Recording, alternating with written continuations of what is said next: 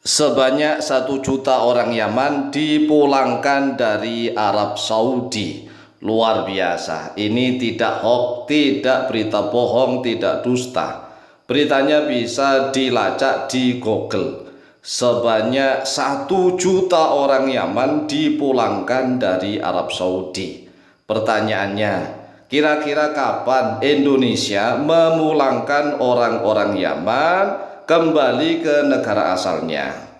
Nah, bisa kita lihat salah satu berita menggunakan bahasa Inggris. Bagi yang tidak bisa bahasa Inggris seperti saya ini, bisa ditranslate. Jadi kan bisa diterjemahkan tuh. Kan 1 million Yemeni workers, dari yang bertulisan biru, Persian Gulf War, Saudi Arabia expelled almost 1 million Yemeni workers. Jadi Arab Saudi itu memulangkan hampir 1 juta orang Yaman, pekerja Yaman nih. Dulu lu lagi nggak punya kekuasaan jadi partai wong cilik. Begitu punya kekuasaan lu jadi partai wong licik. Betul? Betul? Begitu sekarang nggak kebagian kue, pura-pura terzalimi. Saudara nunggangi demo mahasiswa, kacau tidak? Begitu turun demo pakai nyariin Habib Rizik, mana Habib Rizik? Lu kangen sama gue? Kita akan seret mereka semua untuk dijebloskan ke dalam penjara. Takbir. Setuju tidak? Setuju tidak? Ya, lumayan prihatin, sedih, saudara, kecewa melihat kondisi umat yang belakangan ini kita mudah diadu. Kita memang banyak kecewa dengan partai, betul? Bahkan dengan partai Islam pun kita juga kecewa, betul? Betul? Nah ini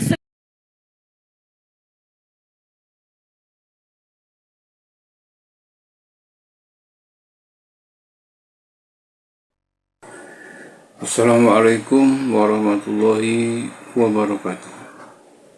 Sahabat Konsep Kehidupan Channel dimana saja berada, sehat walafiat dan mudah-mudahan selalu dalam lindungan Allah Subhanahu wa Ta'ala. Amin ya Rabbal Alamin. Sahabat dan saudara-saudara, pada kesempatan ini saya akan membahas salah satu tokoh, yaitu Rizik Syihab. Rizik Syihab yang saya sudah kenal dan dengar namanya itu sejak lama, dan yang sangat ramai terdengar itu sejak tahun 1917. Nama beliau begitu terdengar, begitu ramai. 2019 ya, sangat ramai, apalagi pasca 212, 411 dan sebagainya. Dan dengan FPI-nya ya, sejak itu yang sangat rasis ya, melakukan tindakan-tindakan yang mengganggu stabilitas keamanan masyarakat, sweeping ya, yang tanpa koordinasi. Ini adalah Rizik Syihab ya, semua atas kendali dan visi Rizik Syihab sampai saat ini ya, sampai saat ini. Ketika ramai masalah polemik nasab, Rizik Syihab hanya berkuar-kuar dengan narasi-narasi pembatalan, dengan narasi-narasi penolakan yang tidak ilmiah, tidak masuk akal ya. Hanya dengan emosi, narasi emosi dan adu domba umat. Ini Rizik Syihab. Begitu juga ketika melakukan atau mendukung salah satu calon. Kemarin sempat ramai ketika mendukung Anies Baswedan menjadi gubernur DKI, kemudian tidak diusung oleh salah satu partai. Luar biasa narasinya ya, menjatuhkan, memojokkan, dan mengadu domba umat. Narasi-narasi yang sedemikian itulah yang selalu terdengar dari mulutnya Rizik Syihab. Dan saya kira ini pemerintah harus segera berupaya menghilangkan hal-hal yang seperti ini. Ini sangat merusak stabilitas umat, ya. Sebab masih banyak umat yang bodoh-bodoh dan dibodohi. Sudah bodoh dibodohi, ya.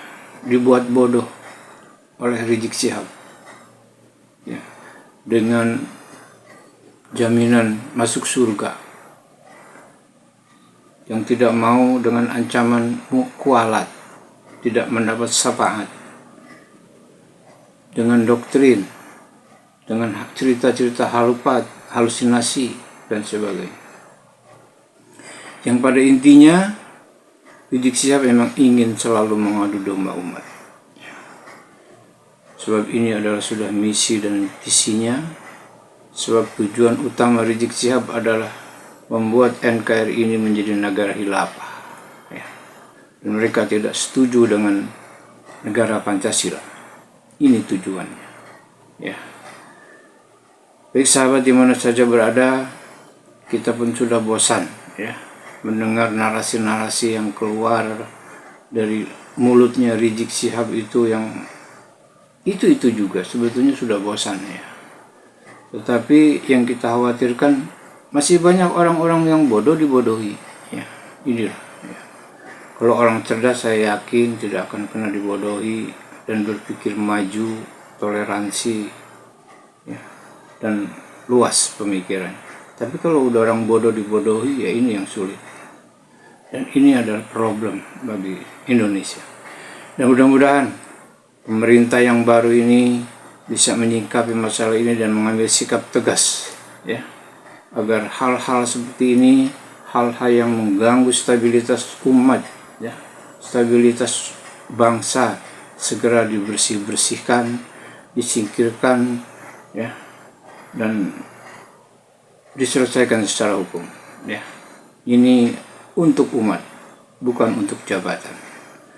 Baik sahabat, banyak sekali hal-hal yang perlu Anda lihat dalam video-video cuplikan ini, dan ini mudah-mudahan akan menambah wawasan bagi Anda dan lebih jauh mengenal Rizik Syihab itu siapa dan bagaimana visi dan misinya.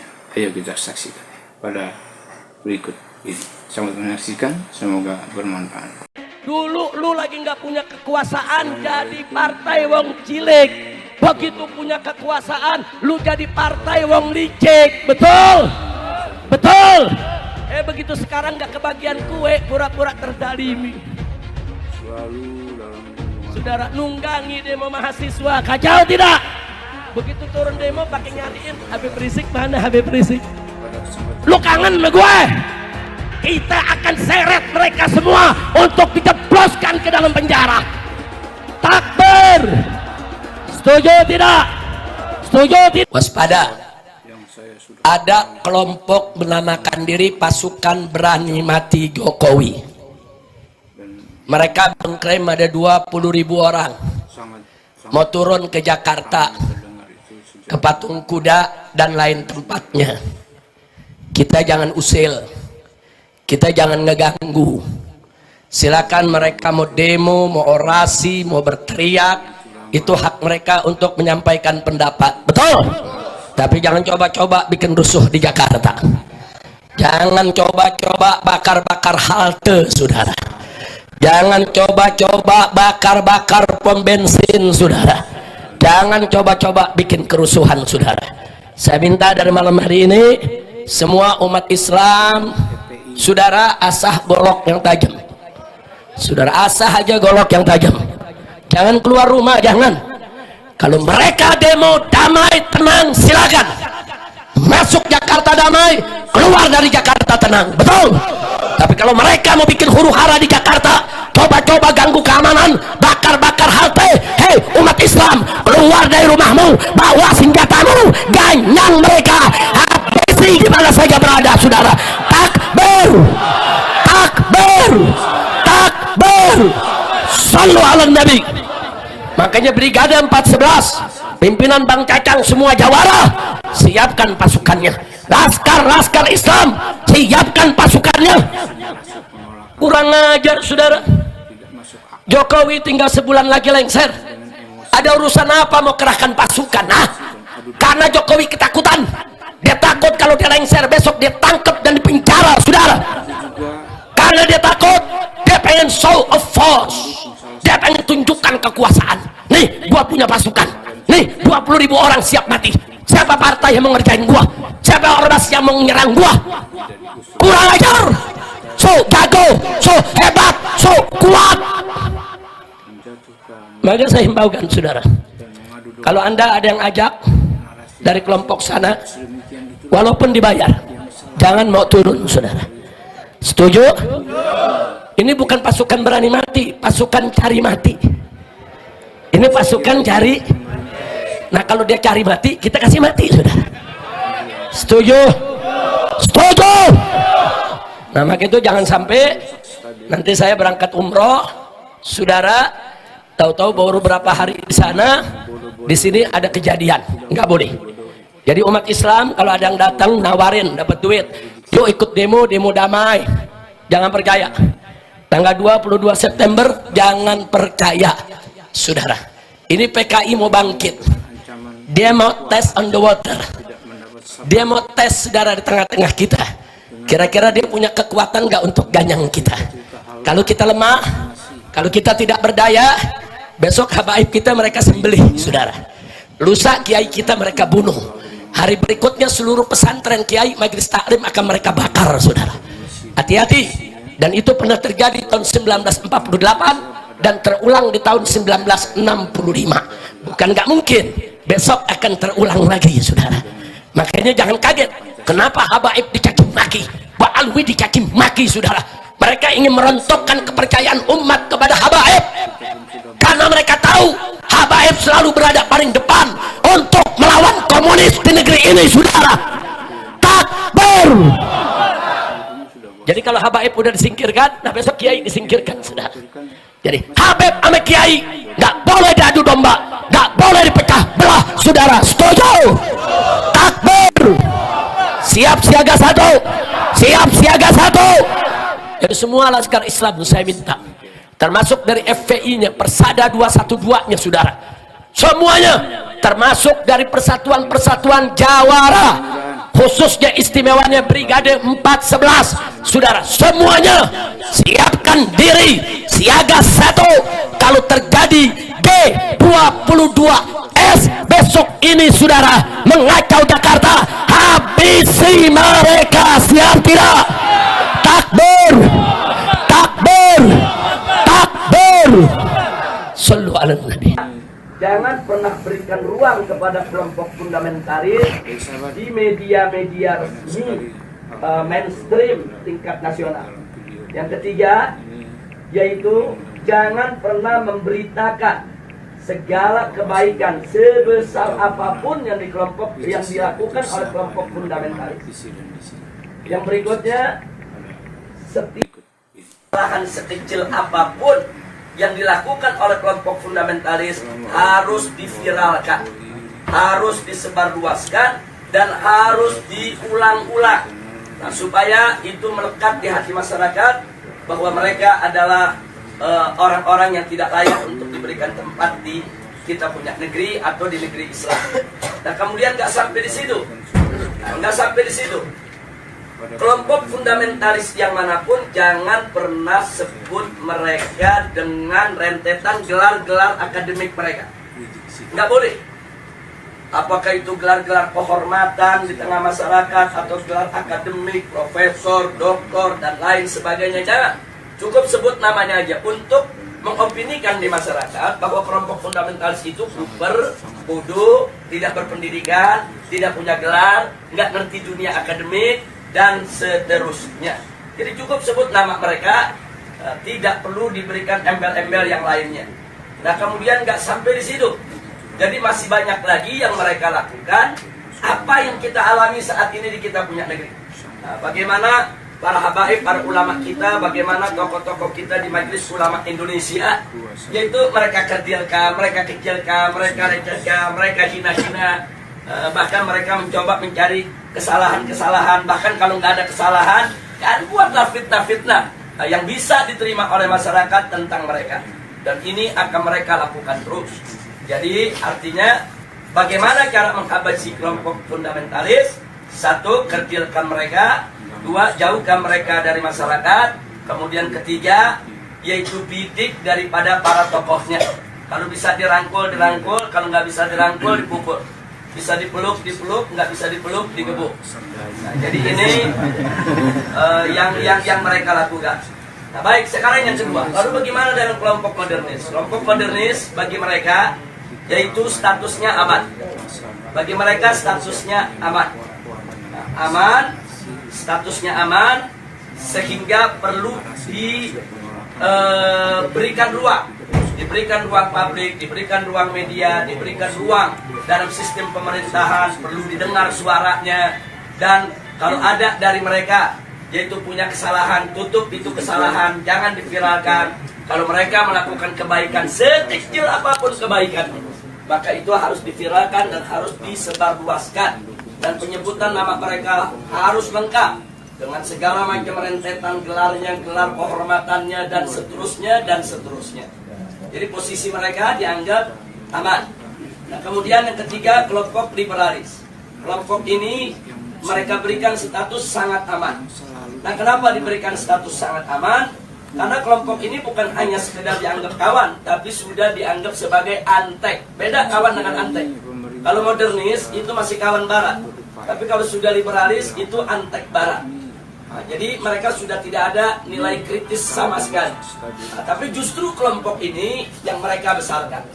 Kelompok ini harus dibesarkan di seluruh negeri-negeri Islam. Jadi bagaimana caranya kelompok ini bisa berkembang? Berikan ruang, berikan finansial, berikan tempat, berikan kesempatan di media, di TV, di radio, di surat kabar, dan lain sebagainya. Kemudian pendapat-pendapat mereka viralkan, seolah-olah itu merupakan pendapat daripada masyarakat Islam internasional, dan seterusnya. Dan libatkan mereka, undang mereka kalau ada konferensi-konferensi internasional di mana saja, untuk lebih memantapkan posisi mereka di tengah masyarakat. Dan kalau mereka punya kejelekan, sejelek apapun, sebesar apapun, yaitu supaya disembunyikan. Jadi jangan kaget kalau tokoh-tokoh liberal di Indonesia ada di antara mereka yang menghamili sekretarisnya, yang memperkosa pegawainya, tidak pernah muncul di media. Jadi semua harus ditutup, tidak boleh. Tapi kalau mereka melakukan kebaikan sekecil apapun, maka kebaikan itu harus terus, yaitu dieksplorasi untuk kemudian diviralkan, disebarluaskan ke mana-mana. Nah, ini maka itu disebut ini kelompok status sangat aman. Yang terakhir, yang tradisionalis, kelompok ini masih diberikan status waspada.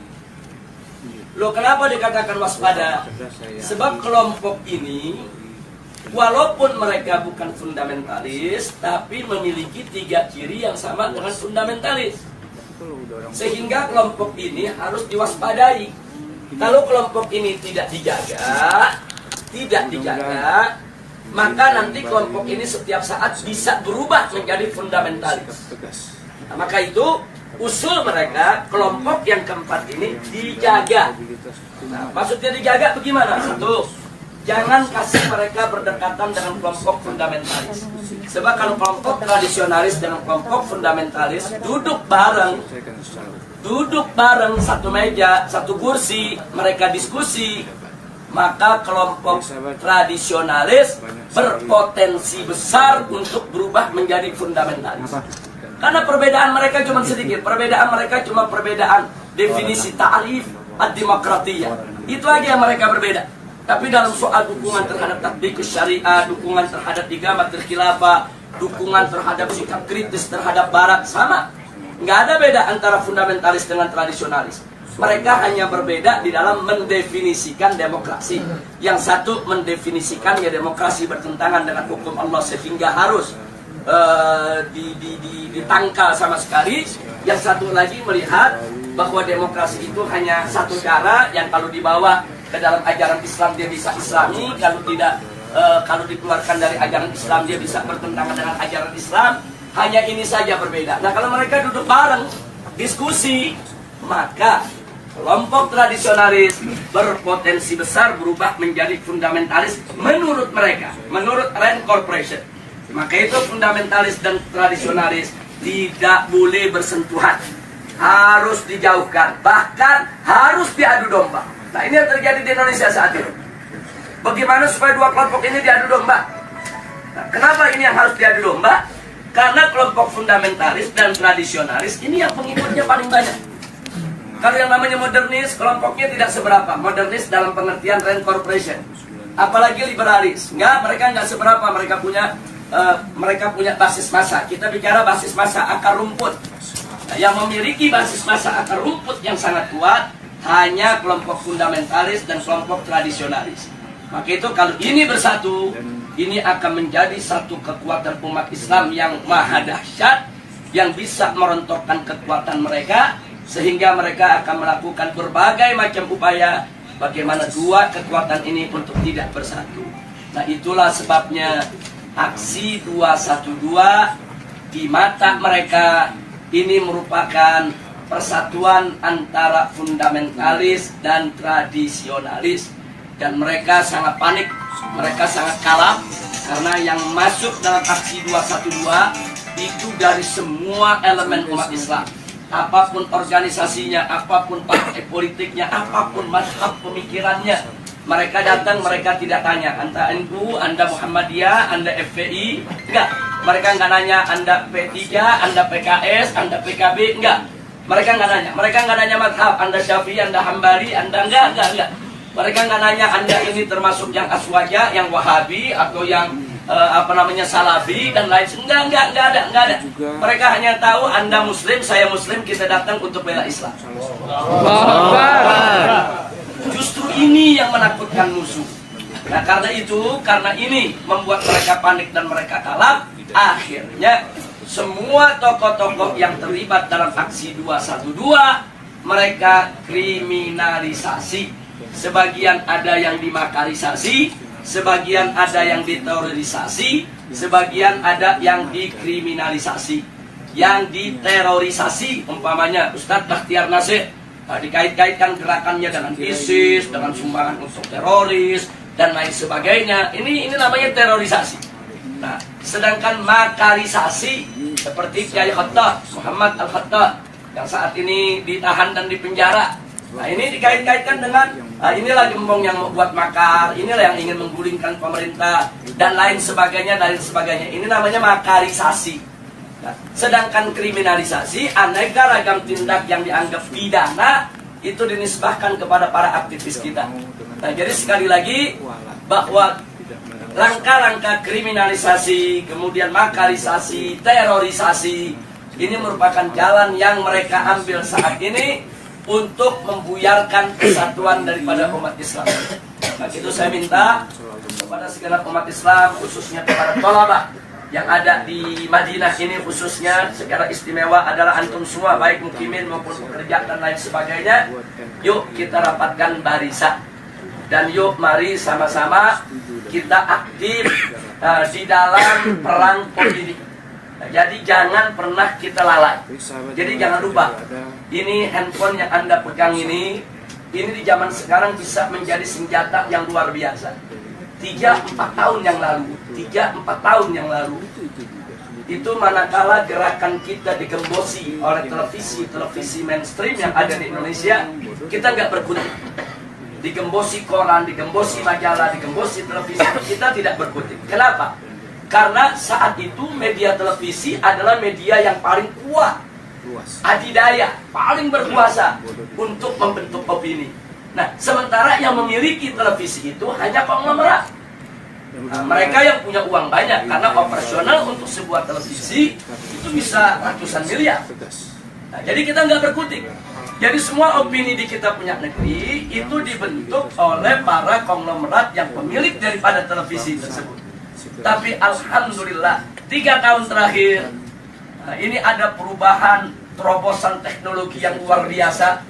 Munculnya WA, Instagram, kemudian medsos yang lainnya.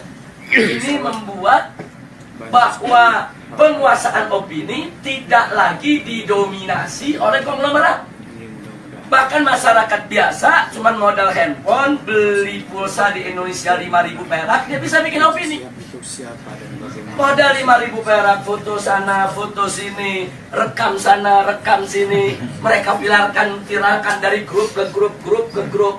Bahkan kadang-kadang banyak orang mendapatkan berita lebih dulu dari WA ketimbang dari TV. Lebih dulu dari WA ketimbang dari radio. Lebih dulu dari WA ketimbang dari majalah dan koran. Nah, ini luar biasa. Artinya apa?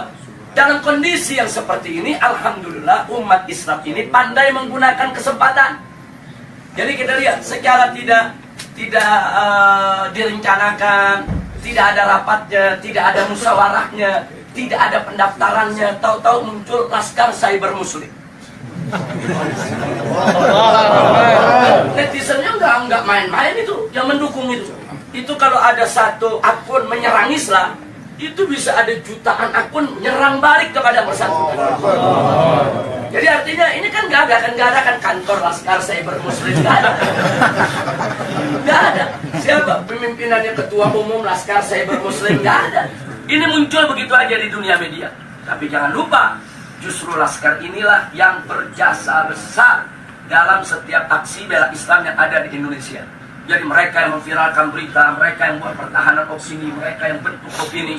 Kalau ada opini-opini buruk terhadap para ulama, para kiai, mereka yang memendung, mereka yang hantam balik, dan seterusnya dan seterusnya. Dan kekuatan mereka dahsyat, dahsyat. Itu kalau dihitung daripada frekuensi yang ada di dalam medsos, itu kekuatan netizen yang ada di Laskar Cyber Muslim ini lebih dari 2 juta orang. Jadi nggak main-main, mereka bisa bentuk opini. Nah, ini yang mesti kita jaga, ini yang mesti kita satukan. Nah, makanya di negeri kita, Indonesia, sekarang begitu mereka kalang kabut melihat serangan medsos, mulailah ada undang-undang untuk membatasi medsos. Nah, bikin aturan-aturan supaya medsos nggak sembarangan. Iya, karena mereka kalah. Kalau mereka menang, mereka nggak bikin aturan. Sama dengan kemarin di Jakarta, pada saat ada pilkada, begitu mereka kalah spanduk, KPU bikin aturan di putaran kedua tidak boleh ada spanduk karena udah kalah spanduk. Loh, kenapa bisa kalah? Karena di masyarakat Jakarta secara sendiri-sendiri, bukan dibayar oleh calon gubernur, mereka bikin spanduk di mana-mana. Jadi spanduk calon yang seberang sana kalah banyak, akhirnya bikin aturan nggak boleh ada spanduk. Nah, jadi seperti itulah cara mereka. Pokoknya mana yang kira-kira merugikan mereka, mereka bikin aturan nggak ada. Jadi mereka berani berbuat curang secara terang-terangan. Jadi kalau pilpres sebelumnya ada serangan fajar, kemarin ini saya sebut bukan serangan fajar, tapi serangan barbar. Loh, kenapa saya sebut serangan barbar? Mereka nggak tanggung-tanggung, nyerangnya pagi, siang, sore, malam, terang-terangan. Di Jakarta ada hujan sembako, banjir duit, luar biasa. Nah, jadi memang itu peristiwa luar biasa, tapi alhamdulillah Rabbuna yansurul muslimin. Amin. Muslimin di Indonesia, walhamdulillah ala barakatillah subhanahu wa ta'ala. Allah masih memberikan kemenangan kepada kita sampai saat ini. Sebelum saya akhiri, mungkin nanti ada yang ingin menambahkan atau ada ingin bertanya atau minta penjelasan. Maka di sini yang ingin saya ingatkan adalah bahwa persatuan ini penting. Allah Subhanahu wa ta'ala qala wa'tasimu bihablillahi jami'an wa la tafarraqu. Jadi al-i'tisam bihablillah ini luar biasa. Ini daruri. Jadi kita harus bersatu dalam iman, bersatu dalam Islam, bersatu dalam ihsan, bersatu di dalam penegakan hukum Allah Subhanahu wa ta'ala. Wa la tafarraqu, dan jangan sekali-kali kamu bercerai. Jangan lupa bahwa persatuan itu bukan hanya sekedar sumber kekuatan, tapi persatuan itu juga merupakan sumber pertolongan Allah. Di mana kita tahu An-Nabi alaihi salatu wassalam alaikum bil jamaah fa inna yadallahi ma'al jamaah. Itu wajib atas kamu sekalian, yaitu berjamaah, bersatu, bersaudara, yaitu berjuang bersama. Nah, kenapa? Karena memang pertolongan Allah itu ada pada kebersamaan. Jadi pada saat kita bersama, kita bersatu, nggak usah khawatir, segala kesulitan akan menjadi mudah. Kenapa? Karena di situ ada keberkahan, di situ ada pertolongan Allah Subhanahu wa Ta'ala. Dan kalau Allah sudah menolong, tidak ada satu kekuatan pun yang bisa menghalanginya. Nah, saya berbagi pengalaman sedikit sebelum saya akhiri. Pada aksi bela Islam yang pertama, kita tidak ada gangguan. Tidak ada gangguan dari aparat, tidak ada gangguan dari pemerintah, karena itu merupakan aksi bela Islam pertama yang mereka nggak sangka jumlah yang akan datang. Jadi begitu itu digelar dengan mudah, tanpa halangan, tanpa gangguan, yang hadir antara 300 sampai 400-an ribu mendatangi Reskrim Mabes Polri. Tapi justru setelah itu pemerintah jadi waspada. Begitu kita umumkan aksi bela Islam 2, mulailah gangguan-gangguan datang. Jadi mereka hadang, mereka halangi, mereka gembosi menjelang daripada aksi 4/11. Tapi ternyata penggembosan itu gagal.